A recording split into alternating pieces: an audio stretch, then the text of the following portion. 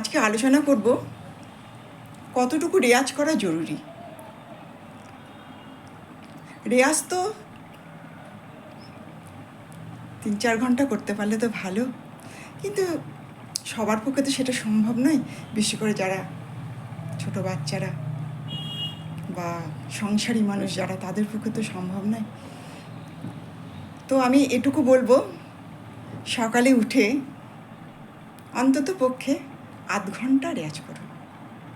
একটা রেয়াজের তালিকা বানিয়ে নেবেন, তার মধ্যে থাকবে 10 মিনিট শুধু সরোজকে সাধবো, 10 মিনিট, তারপর 20 মিনিট পাল্টা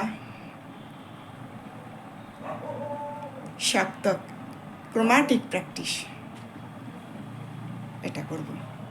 তারপর সন্ধ্যায় বা রাত্রিবেলা 9টার পর খুব শান্ত মনে, তখন যতটুকু আমরা পারবো 1 ঘন্টা 1.5 ঘন্টা যতটুকু সময় পাবো নিয়মিত করে যান, ফল অবশ্যই পাবেন। কারণ অনুশীলন আর অধ্যাবসায় এ কিন্তু সাফল্যের চাবিকাঠি।